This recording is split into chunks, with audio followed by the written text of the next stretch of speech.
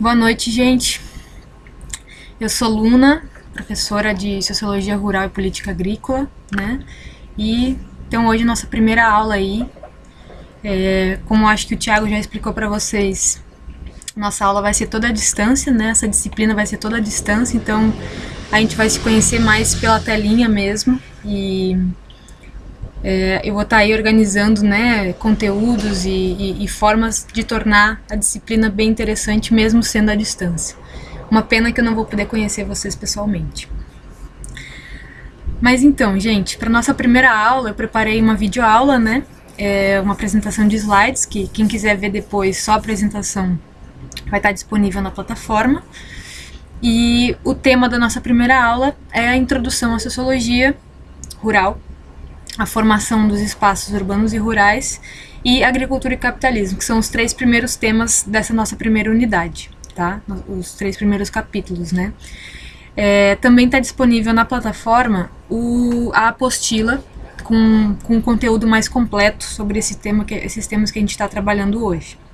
Então, depois que vocês virem o vídeo, né, ou em outro momento, se não tiverem tempo hoje, vocês podem dar uma olhada nesse material e verem com mais calma, certo? O que eu quero aproveitar fazendo a videoaula é justamente falar coisas que não estão escritas, né? Pra gente poder, eu possa trazer outros elementos, outros exemplos, né?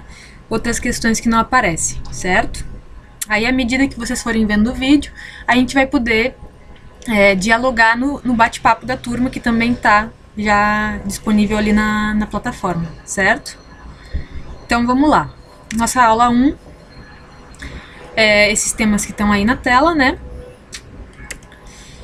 Aqui nosso sumário, então, introdução à sociologia rural, o que ela estuda, o contexto do surgimento, sociologia rural no Brasil, a constituição dos espaços urbanos e rurais, campo e a cidade ao longo da história, circuitos econômicos e migrações dos territórios, e o último tema, que é agricultura e capitalismo. Como vocês podem ver, são vários temas, né, para uma aula só, mas como a gente só vai ter esse mês de novembro e dezembro para ver toda a disciplina, eu estou condensando os conteúdos para a gente poder aproveitar tudo, certo? Então, o que é a sociologia rural? Né? Vocês, acredito que alguns já tenham tido sociologia no ensino médio, né? Ou ainda estão tendo, né? Sociologia, como vocês sabem, ou quem não sabe, estuda as relações sociais, estuda como que a sociedade se constitui, estuda as problemáticas que podem ser consideradas sociais, que envolvem mais de uma pessoa, que envolvem mais de um indivíduo, que envolvem questões que atravessam os indivíduos, né? Então, diferente da psicologia, né, que estuda a psique humana, a mente humana, né, a sociologia vai estudar as construções históricas e culturais que culminam, né, em realidades sociais particulares, né, e passa então a querer entender, passa a buscar quais são as causas das realidades atuais que a gente tem, né. Então, a sociologia, ela tá muito junto com a história, com a filosofia, né? Ela vai estar sempre se alimentando com a geografia também. A gente vai ver hoje, a gente vai ter muitos conteúdos da geografia.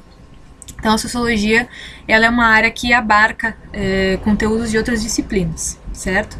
Mas com esse viés, né? Analisando os processos sociais, certo? Políticos, culturais, econômicos, né? Que atingem a sociedade, certo?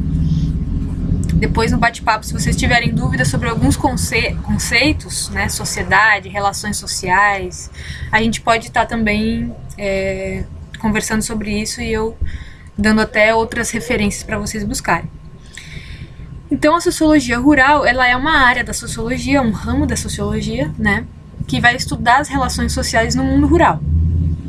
Isso não quer dizer que ela veja de forma separada, que ela vai analisar os problemas do mundo rural apenas aquilo que acontece no mundo rural, não.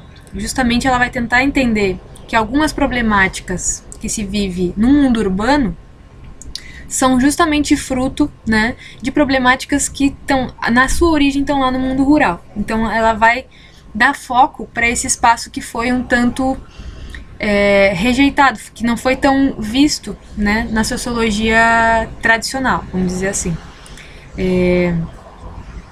Né, que hoje em dia, se a gente for parar para pensar, muitas vezes o mundo rural é quase esquecido, né, quase como se ele não existisse.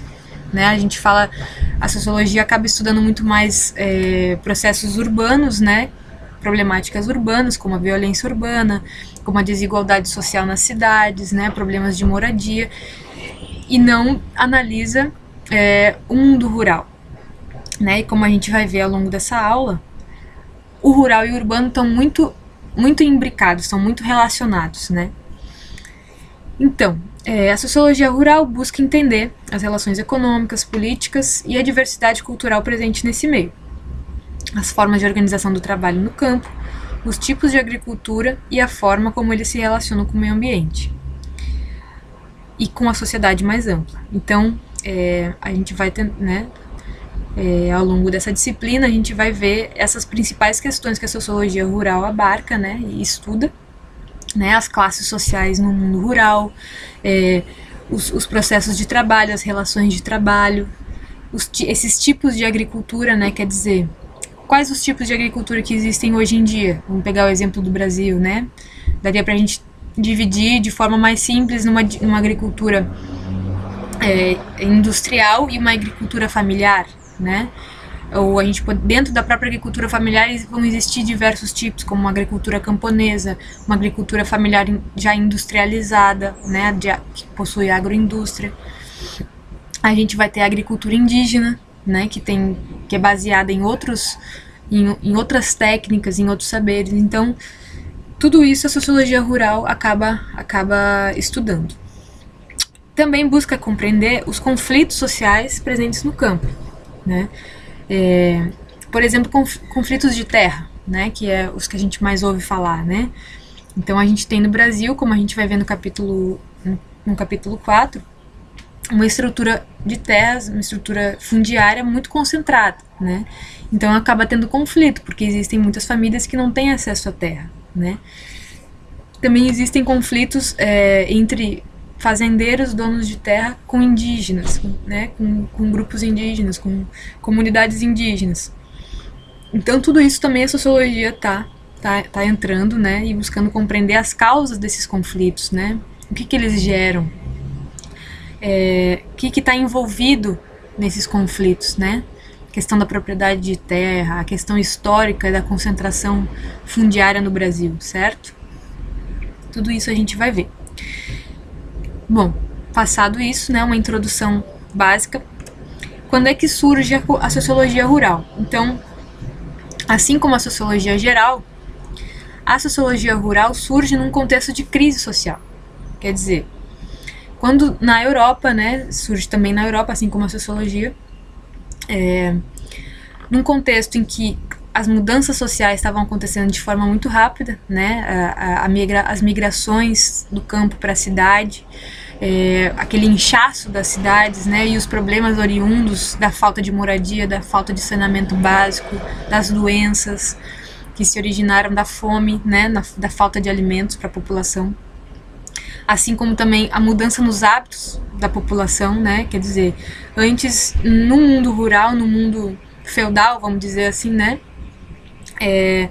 as pessoas faziam as coisas que elas precisavam, além, né, plantavam, a base era a agricultura, e o que elas precisavam que não era tirado da terra, elas próprias produziam, um artesão, um ferreiro, todos estavam ali naquele mesmo ambiente, né, que eram os feudos. Então, em volta daquela grande propriedade estavam ali os aldeões, né, os artesãos, os camponeses, que produziam tudo isso. E à medida que a sociedade vai se industrializando, esse mundo vai mudando, e então passam os pensadores, né, os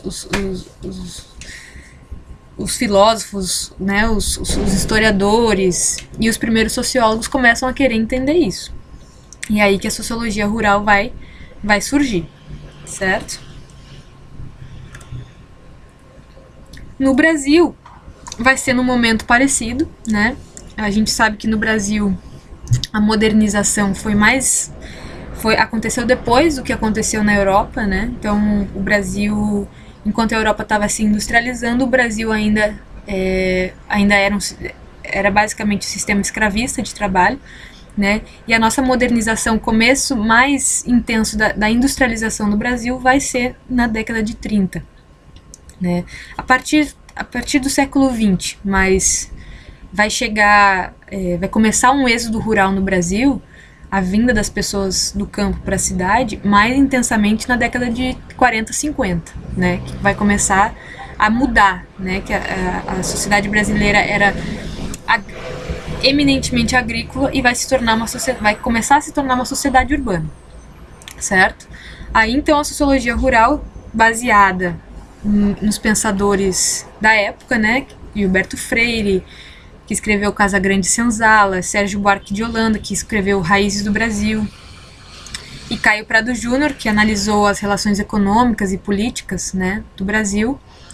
É aí que vai começar a reflexão da sociologia rural no nosso país, certo?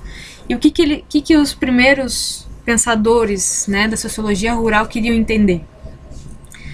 As suas principais questões giravam em torno da estrutura fundiária. Quem quiser saber o que é esse conceito, tem lá no nosso glossário, viu? Estrutura fundiária. Originada desde o período colonial.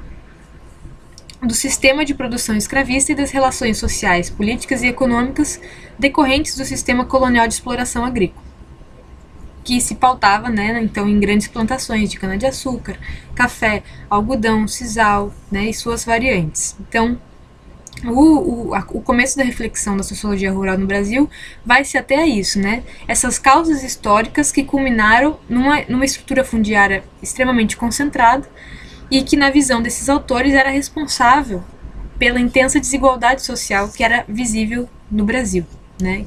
Que até hoje é visível ainda no Brasil, né? Então, esse o começo, certo, gente? Assim como também eles vão começar a explicar os motivos do atraso do Brasil, né? Que era uma coisa que preocupava muito os pensadores sociais dessa época, né? Por que o Brasil é tão atrasado em relação aos Estados Unidos, por exemplo, que também foi colônia, né? Então se buscava nisso. Não, é porque no Brasil, diferente dos Estados Unidos, pelo menos do norte dos Estados Unidos, né? Essa é uma tese do Sérgio Buarque de Holanda, se eu não me engano. O sistema escravista perdurou por muito tempo, né? Foi dominante e concentrou a terra entre uma pequena parcela da população, que eram os colonos, né? Colonos portugueses. Isso não permitiu que a sociedade se ampliasse, né? E que a renda que fosse gerada naquele processo se dividisse de uma maneira igualitária. Então a renda gerada nas grandes plantações de cana-de-açúcar, de cacau, de café, de algodão, se concentraram nas mãos de uma pequena parte da população, né? Diferente, por exemplo, do norte dos Estados Unidos, que dividiu as suas terras em minifúndios, né, em pequenas parcelas de terra, e as famílias que geravam a sua produção, elas foram gerando a sua própria renda e começando a investir, né? É um caso parecido também com o sul, né? O sul do país, na Serra Gaúcha, por exemplo, que a gente vai ter também minifúndios que, apesar da pequena propriedade de terra, geraram rendas capazes de se transformarem depois em pequenos comércios, em pequenas indústrias, né? Então, esses autores mostravam isso, que uma estrutura fundiária concentrada, né? Se as terras e a renda fica concentrada nas mãos de uma pequena parcela da população, uma pequena elite, a renda não se distribui, se espalha e, portanto, não gera o desenvolvimento. Era essa a explicação desses primeiros pensadores, certo? O Gilberto Freire, por sua vez, ele já ia ver as causas culturais, né? A questão da plasticidade dos portugueses, que se misturaram com as mulheres índias, né? Com os povos indígenas e com os povos africanos que vieram para cá. Então ele vai explicar esse mundo dividido entre a Casa Grande, né, o local dos senhores de terra, dos colonos portugueses, e a senzala como o local dos escravos, né. Ele vai dividir a sociedade nesses dois espaços, né, como duas instituições que perduraram ao longo da história do Brasil, e vai falar da mistura das três raças, né, que são então a indígena, a portuguesa e a africana. Esse seria para ele o início da civilização brasileira, certo? Mas isso são questões para a gente ver mais para frente. Bom, as transformações por que passavam a sociedade brasileira nessa primeira metade do século XX, né, levaram os pensadores sociais a procurar entender as problemáticas oriundas das migrações do campo para a cidade, as tradições culturais rurais do país, assim como as características do sistema econômico baseado nas grandes plantações para exportação, que são a plantation, né? Lá na apostila vai ter uma explicação do que é a plantation, que é um termo criado por pensadores norte-americanos, e é justamente para explicar esse sistema que não aconteceu só no Brasil, que aconteceu na América como um todo, né? Que era o quê? Criação de fazendas, né, para exploração de um item, né, agrícola. Então, o algodão, por exemplo, que também teve nos Estados Unidos muito forte, né? A cana-de-açúcar, que não só teve no Brasil, teve no Caribe, na América Central, né? Então, esse sistema de exploração que é voltado para o mercado externo. Então, não é uma agricultura para alimentação, é uma agricultura para se exportar, para geração de renda monetária, certo? Esse é o sistema da plantation, e geralmente baseado no sistema escravista, ou pode ser também baseado no sistema assalariado de trabalho, certo? Então, o início, né, da sociologia rural no Brasil vai ser em torno dessas questões, certo, gente? Depois vai passar a agregar outras temáticas, né? Depois, se vocês tiverem algumas dúvidas, viu, só me mandar pelo bate-papo. Bom, vamos para o nosso segundo tema, então, da nossa aula, né, a constituição dos espaços urbanos e rurais. Geralmente, quando a gente fala de zona rural, né, de espaço rural, de espaço urbano, a gente perde de vista que essa é uma criação também, né? Se a gente for ver, alguns povos não têm essa divisão, né? Os povos indígenas não têm essa divisão. Para eles não existe o rural e o urbano, apesar que hoje eles já se inserem na sociedade, né? Eles moram nas cidades, eles voltam para suas aldeias, mas a aldeia em si não tem essa divisão do rural e do urbano, né? A aldeia geralmente tá ali numa área, né, de mata, dentro da mata, ou então no litoral, ou perto de algum rio, né, e não da organização do espaço geográfico pelos indígenas, essa questão não aparece. Para outros grupos também, os povos tribais da África, né, alguns outros povos que as cidades não eram assim tão importantes na organização social, né. Geralmente as cidades estão relacionadas com uma estrutura de poder, uma concentração de poder, tanto econômico como político, né? Então, em algumas sociedades que isso não existe, essa concentração de poder, também não existem as cidades. Mas isso é uma temática muito ampla para a gente debater agora, mas só para ficar isso marcado, né? Então, hoje em dia a gente tem essa divisão, né? Aqui no Ocidente, vamos dizer assim, o pensamento ocidental, ele organiza o espaço geográfico, né, entre o espaço rural e o espaço urbano, né? Geralmente o rural vinculado então às nossas origens, né, vinculado à natureza, vinculado ao tradicional, né, enquanto a cidade está vinculada à modernidade, à tecnologia, às construções, né? Aqui temos uma capital de mega construções. Então, essa divisão, né, gente? Aqui eu trouxe algumas características, né? O rural ligado ao contato com a natureza, atividades econômicas baseadas na agricultura e na pecuária, né? Pouca mudança social, que geralmente é uma característica dada para o rural, né? O isolamento, pouca mudança social, enquanto que o urbano, as mudanças estão acontecendo a todo momento, né? E é um centro econômico, político, né? O lugar também da poluição, né? Então, a forma como o nosso espaço está organizado hoje em dia se baseia um pouco nessas diferentes características. Porém, o que essa visão deixa de ver? É justamente a relação entre o rural e o urbano, né? Quais são as relações? Através de que se dão as relações entre o rural e o urbano, né? Principalmente as migrações. Então, os habitantes das cidades geralmente eram habitantes da zona rural, né?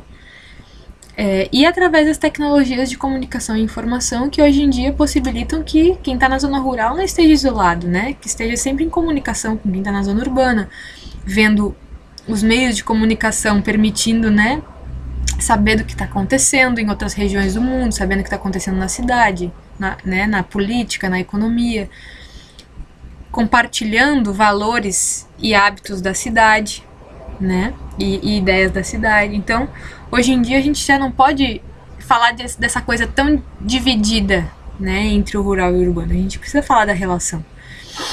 E um outro fenômeno recente, relativamente recente, é o aumento das atividades não agrícolas na zona rural. Então, até algum tempo, o rural sempre foi associado ao agrícola, né? O que é o agrícola? As atividades da agricultura, da pecuária, né?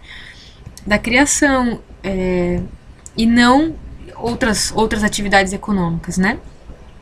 E a partir principalmente dos anos 90 para cá, anos 80, 90, começam a surgir os parques de pesca e pague, né, as plantações de flores e plantas ornamentais, estabelecimentos turísticos como os hotéis fazenda, né, os parques ecológicos, né, os condomínios rurais. Então, é como se o mundo da cidade entrasse para o mundo rural, né, e isso provoca mudanças, né.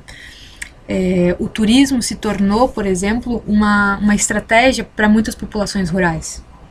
Então, aquelas famílias que tradicionalmente se ocupavam com a agricultura e com a criação passam também a abrir um restaurante, passam a construir uma pousada, né, a transformar a sua propriedade num parque, né, para as pessoas passarem o final de semana. Então, tudo isso vai criando essas inter-relações, certo? E criando também, o que eu não coloquei aqui, mas um contínuo, né? Uma continuação entre o rural e o urbano. Quer dizer, a gente não consegue mais identificar quando começa um e quando termina o outro. Eles começam a se misturar realmente. Se torna mais comum a gente ver, por exemplo, perto das cidades, áreas rurais, né? Não sei quem é que conhece Pium, por exemplo, perto de Natal, né? Pium é um lugar periurbano, ou rurbano, né? Que ele é meio urbano e meio rural. Não consegue dizer claramente que área é aquela, né? Então, cada vez mais isso vai acontecendo com os espaços, certo? Os assentamentos rurais são outro exemplo disso também, né? Os assentamentos de reforma agrária, que eles mudam um pouco a lógica da zona rural, né? Onde tu bota uma agrovila lá no espaço rural, e ali está concentrada aquela população como se fosse um povoado, uma microcidade, né? Onde tem comércios, né? As pessoas se veem o tempo todo, diferente daquele sítio rural que uma pessoa mora lá, outra mora lá longe, né? Não se tem uma relação tão frequente. Então é isso, gente. Hoje em dia a gente tem que falar das relações entre o urbano e o rural, certo?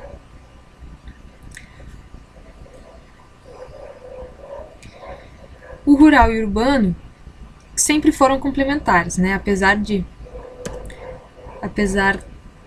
dessa divisão ter sido mais forte em outras épocas, né? O rural e o urbano sempre foram complementares. Por quê? Porque sempre existiram trocas econômicas entre o urbano e o rural, né?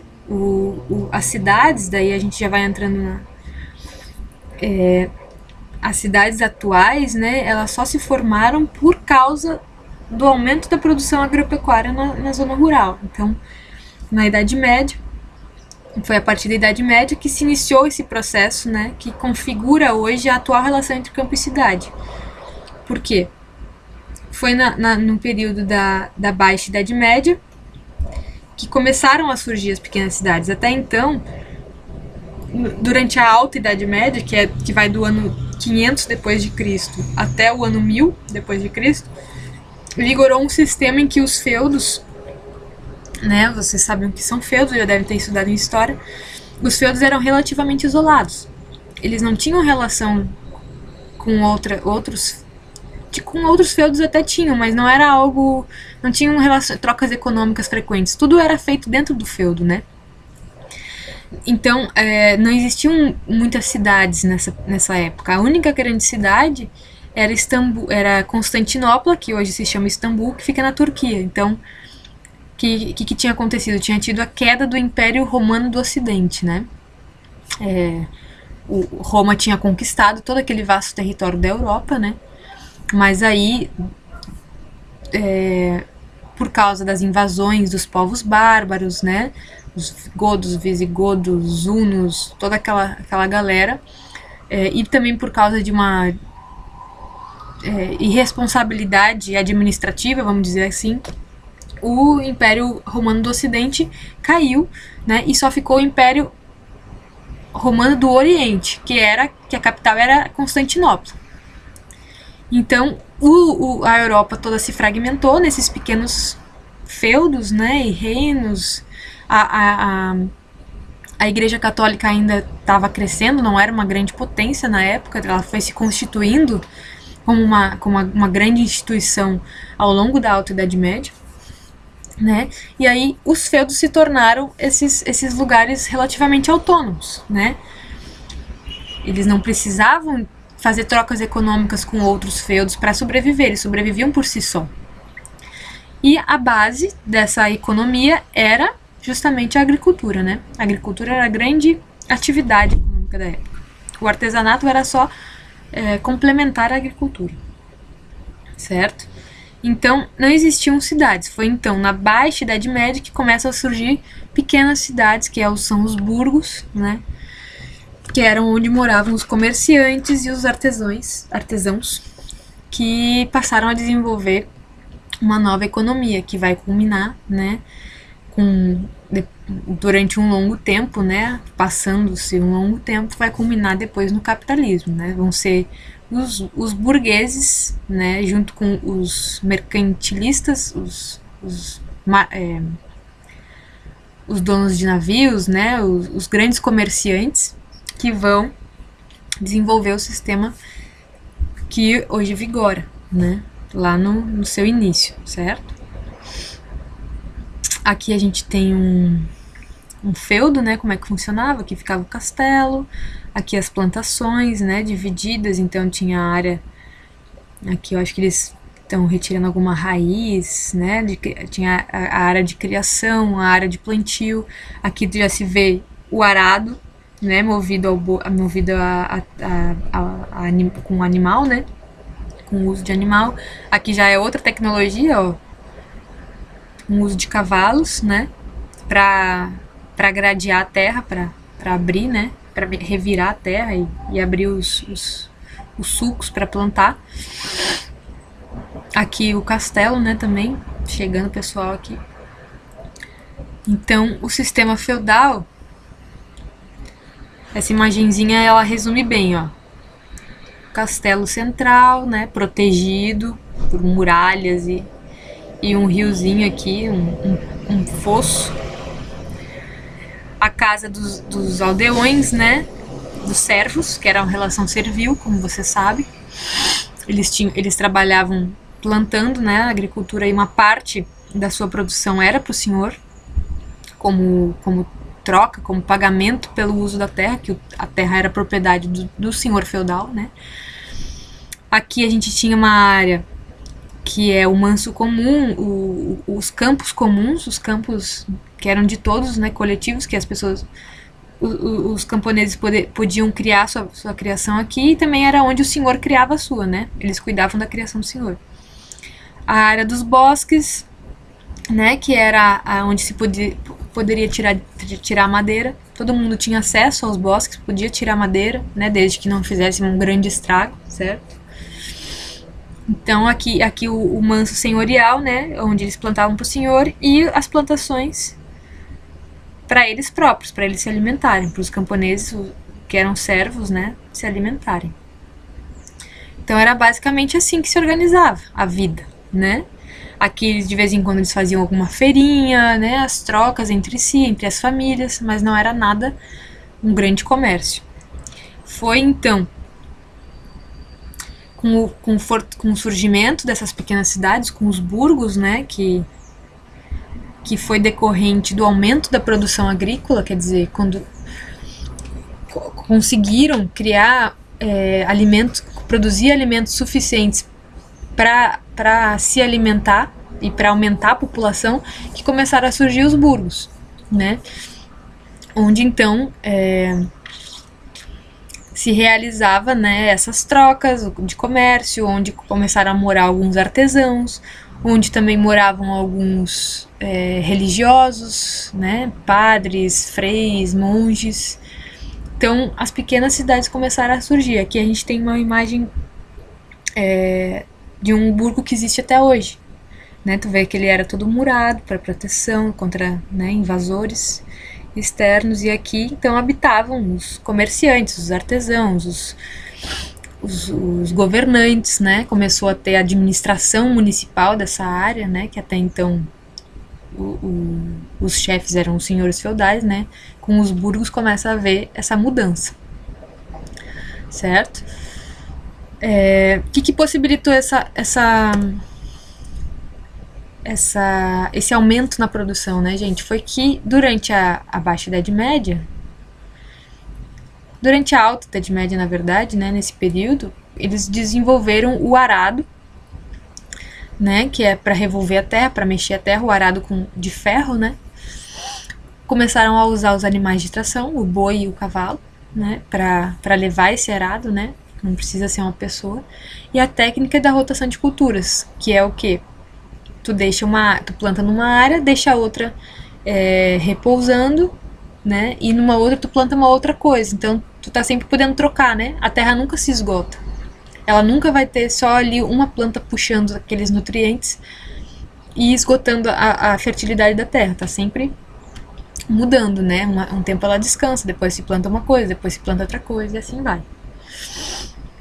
Foi essa maior produção, então, como eu já expliquei, que gera o excedente que pode ser vendido. Então, como se produzia mais, se poderia vender, né? E também se poderia uma parte da população não necessariamente trabalhar com agricultura. Eles poderiam se dedicar para outras coisas, né?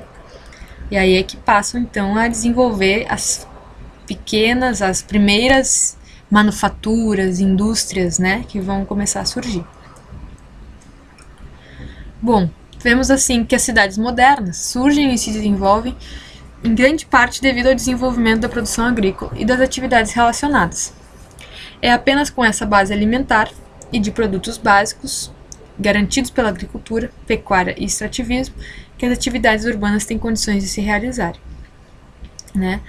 Então a gente vê que o campo e a cidade estão juntos, totalmente juntos, né, nesse primeiro período. Aí então, pra gente, né, a noção de território, por exemplo, vai nos ajudar justamente isso, a pensar essa conjunção, essa relação do campo e da cidade, né? O território, que em latim quer dizer terra pertencente, né? Ele vai trazer essa ideia da identidade cultural, daquele vínculo, né, que as pessoas têm com um lugar, que não se resume à cidade ou ao campo, não, que justamente faz parte da história daquele lugar, né, em que a cidade e o campo fazem parte, né. Então, também abarca, né, a dimensão do trânsito de pessoas, de trocas econômicas, né, e a questão dos significados, dos valores simbólicos dados a uma determinada região. Então eu trouxe a região do Seridó, por exemplo, no sertão da RN, que a gente sabe que tem uma cultura, né, bem conhecida, uma identidade cultural, vamos dizer assim, como um exemplo, né? Por exemplo, o queijo produzido, né, em Caicó, que é uma marca da região do Seridó, o queijo de Caicó, ele é produzido na zona rural e ele passa então para as queijarias, para as leiteiras que ficam na zona urbana, né? E dali ele vai para outros lugares. Mas é o território em si que gera tudo isso, não é só a zona rural ou só a zona urbana, certo? Então, falar de território vai nos dar essa dimensão, né? E é por isso que hoje existe nas políticas públicas esse foco no território, né, de pensar não no desenvolvimento rural apenas, ou no desenvolvimento só industrial, que desenvolveria só as cidades, né, mas pensar justamente no desenvolvimento territorial, que potencialize aquilo de bom que as regiões já possuem, né, e não dependendo da estrutura dos municípios. Então vamos desenvolver o município de Veracruz. Não, vamos desenvolver a região de Veracruz, que abarca Macaíba, que abarca Bom Jesus, né, Monte Alegre. Então, existem atividades que acontecem em todas essas cidades. Por que não potencializar isso, ao invés de potencializar só o que tem em Veracruz, né? Uma coisa vai ajudando a outra, certo? Então hoje já se fala muito em desenvolvimento territorial. Lá na apostila eu falo melhor sobre isso, vocês podem dar uma olhadinha, tá? Bom, gente, aí a gente entra na nossa última parte, que é uma parte bem densa, né, que é a relação de agricultura com capitalismo. Então, a gente já viu um pouco, né, como é que isso acontece, essa relação. Mas, né, esse é um longo processo, então não dá para dizer que foi de um dia para a noite que passou do sistema feudal para o sistema capitalista, né? Não, foi um longo processo, né? Em alguns países, como a Inglaterra, isso foi mais rápido, né? Em países como o Brasil, isso aconteceu bem depois, dadas as características históricas do Brasil, né? Não dá pra dizer, não dá pra gente cair naquela lenda de que é mais atrasado porque o brasileiro é mais preguiçoso, né? Que era o que se falava no início do século XX, né? Tentando explicar o atraso do Brasil, como eu falei pra vocês. Não. Em cada lugar existiram condições históricas diferentes que possibilitaram esse desenvolvimento do capitalismo, né? Então, lá na Inglaterra, que geralmente a Inglaterra é tomada como grande exemplo, né? Mas na Europa, vamos colocar assim, a gente viu, né, que foi a ampliação da produção agrícola que permitiu o avanço da atividade comercial, né? O comércio não era uma atividade muito importante na sociedade, mas à medida que foi havendo a produção de excedentes na atividade agropecuária, foi possível também começar a vender esse excedente, né? Tanto para outros feudos, como para, né, entre um feudo e outro, né? Começaram a se criar esses circuitos econômicos que até então não existiam, certo? Né? A figura do comerciante é justamente esse, né? Do atravessador, que hoje a gente conhece. Essa pessoa que leva os produtos de um lugar a outro, né? E aí, claro, isso foi possibilitado também pelo avanço, pela melhoria das condições de transporte, né? Que até então foi um processo que envolveu muitas coisas, muitos fatores, né? Então, por exemplo, ali a gente vê o uso do arado, né? Depois, né, vai ter que começar o uso das carruagens, né, das carroças. Então, tudo isso estava envolvido junto, né? Como é que vai levar uma grande quantidade de alimentos de uma região para outra se não tem uma carroça, né, naquela época. Então, o aumento da atividade comercial e da consequente circulação do dinheiro, né, passa a haver paulatinamente uma maior monetarização na sociedade. O que é isso? É quando as coisas começam a se tornar mercadorias, né? A gente acha que hoje isso é muito normal, né? Tudo a gente compra com dinheiro, né? Mas nem sempre foi assim. Quem é de família de agricultores, né? Geralmente deve ouvir os seus avós, o pessoal mais antigo falar que antes se produzia tudo, né, dentro das propriedades, né? Então tudo vinha ou da mata ou as pessoas que produziam, né? Se fazia cestos de cipó, se fazia panela de barro, se fazia as ferramentas, né? Se comprava só a parte de ferro da enxada e a parte de madeira se conseguia na mata, né? Então, com a monetarização da sociedade, né, começa a afetar esses setores econômicos e começa a haver essa transformação nas formas de fazer as coisas, né? A gente começa a renda monetária, o dinheiro se torna necessário, certo? Então, os senhores feudais, né, começaram a querer produzir mais para vender. Então, se até, né, enquanto vigorou ali o sistema feudal na Alta Idade Média, vamos dizer assim, o feudo se autossustentava. A partir da expansão da atividade comercial, o senhor feudal começa a achar interessante ele ter mais renda para conseguir comprar outras coisas, né? E é também paralelo a isso que o mercantilismo vai se desenvolver, né, gente? Vocês já devem ter estudado isso também na escola, em história, né? Mas a época mercantil, né, quando começa a ter o avanço do mercado internacional das mercadorias de luxo, né, os tecidos, as especiarias, né.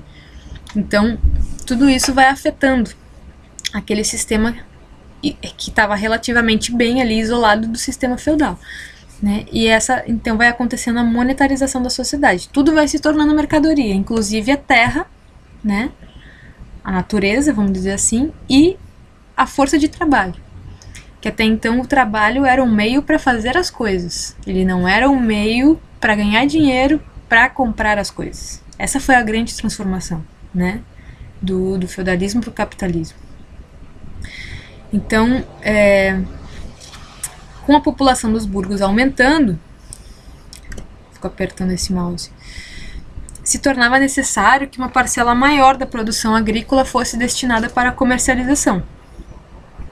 Se passou a utilizar mais madeira para a construção das casas e estabelecimentos nos burgos, levando os senhores a vender a madeira dos bosques que antes eram utilizados livremente pelos servos. Então aqui dá para ver, né, a mercantilização da natureza, certo? Se antes os camponeses, mesmo que eles não fossem donos dos bosques, das florestas, eles podiam ir lá e pegar madeira que eles precisavam. A partir de então o senhor feudal disse, não, se os burgueses, se os comerciantes estão querendo comprar minha madeira, né, os artesãos das cidades, os manufatores, né, manufatureiros, estão querendo comprar minha madeira, vale mais para mim eu cercar o bosque e dizer, não, daqui essa madeira só sai vendida, né? Assim também os campos de criação, né, que antes eles eram também coletivos, né, começaram a cercar os campos, né. Por quê? Porque as ovelhas passaram também a ser mercadoria. Então, a ovelha agora, com a nascente indústria têxtil, né? A manufatura, nessa época ainda era manufatura têxtil, tá? A fabricação dos tecidos, de lã e enfim, passam então a cercar os campos e a vender essas ovelhas, né? Para a extração da lã. Então, o mundo camponês começa a se desestruturar, né? E as propriedades começam a diminuir de tamanho. Vai havendo uma desorganização na forma tradicional como as famílias camponesas viviam, né, baseadas então na agricultura e no artesanato. Que desencadeou a diminuição das terras de cultivo? Por que diminuíram, né? À medida que as famílias camponesas cresciam, elas iam dividindo a terra entre os filhos e os herdeiros, né? E como as terras se tornaram mercadorias, os senhores passaram a vendê-las para ter renda. Então, aquelas terras que estavam disponíveis, o senhor vendia, né? Ou investia, ou, né, aumentava a produção para vender, né? Para exportar para algum outro lugar. Nessa época a exportação ainda era meio incipiente, mas para vender para outras localidades, né? Como os comerciantes já estavam ali sempre negociando, né? Eles diziam, não, deixa que eu levo isso aqui pro senhor, né? Fazia aquela negociata, né? Então, as terras disponíveis para os camponeses começam a diminuir, o que acaba levando, né, que eles tenham que arrendar terras dos senhores, então precisam alugar a terra, né, e conseguir ter mais renda, e para alugar terra precisa ter renda, ou então tu troca pela produção, né, mas nessa época os senhores começam a exigir que seja pago em renda, em dinheiro. E eles precisam, e além de ter que ter renda para alugar a terra, eles precisam ter renda para comprar os bens necessários à vida que não são mais produzidos ali no feudo, né? Não são mais disponíveis como eles eram antes. Então, essa mudança, né, gente? Essa desestruturação, desorganização, culmina em quê? Que muitos filhos de camponeses tenham que ir para cidades para ter o seu salário, né? Para achar um trabalho assalariado, para poder viver a partir disso, porque a propriedade familiar camponesa não possibilita mais a sobrevivência de todos os membros da família, né? Diminui a sua capacidade de reprodução social, como a gente fala, certo?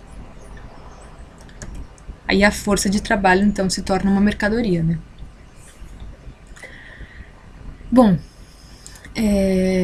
como eu já falei um pouquinho, esse processo, né, ele foi diferente em cada lugar, em cada país, e ele também durou muito tempo. Então, são muitas coisas, né, que aconteceram nesse período que culminaram nessa mudança. Inclusive, a gente nunca pode dizer que essa mudança acabou, ela está sempre acontecendo, né?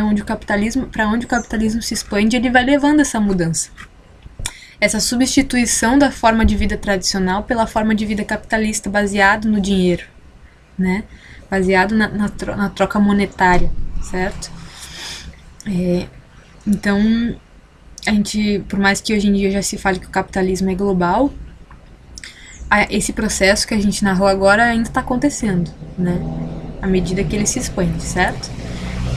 Bom, qual o papel que a agricultura representou nessa passagem, né?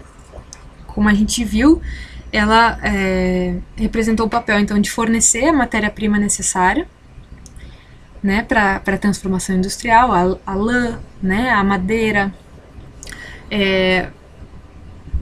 os grãos, né, porque a indústria também passou a atuar no setor alimentício, né, alimentar. Então, a agricultura atuou primeiramente nesse setor, né. Qual foi o segundo papel dela? Fornecer os alimentos para a população urbana, né? A população urbana não precisava se preocupar em produzir o seu próprio alimento. Existiam os agricultores que forneciam para ela, né? E o outro papel foi, então, fornecer a mão de obra abundante para as nascentes indústrias, né? Que é aquela equação em que, retirando, impossibilitando a população camponesa, as famílias agricultoras de viver no campo, pela falta de terras, pela falta de bosques, pela falta de campos, se cria uma mão de obra disponível para a nascente indústria. E a indústria, ela precisa que tenha um número reserva de mão de obra, para ela poder justamente fazer os seus reinvestimentos, né? Poder diminuir o preço da mão de obra, diminuir o salário, né? Então, o mercado de trabalho para o capitalismo, ele precisa estar sempre muito competitivo, né? Se eles tiverem trabalhadores exigindo um preço de salário, porque não tem outros trabalhadores para trabalhar ali, a indústria fica comprometida. Então, a agricultura forneceu essa mão de obra abundante, né? A mão de obra da indústria foi principalmente camponesa, certo? Para o capitalismo, então, não era favorável o antigo sistema feudal, em que os camponeses produziam tudo o que necessitavam. E era necessário que aumentasse o número de consumidores da sociedade. Então, eu preciso que tenha pessoas que dependem de um salário para viver, porque elas vão ter que comprar as suas mercadorias, os bens necessários para a sua vida. Elas não vão produzir isso, né? Então,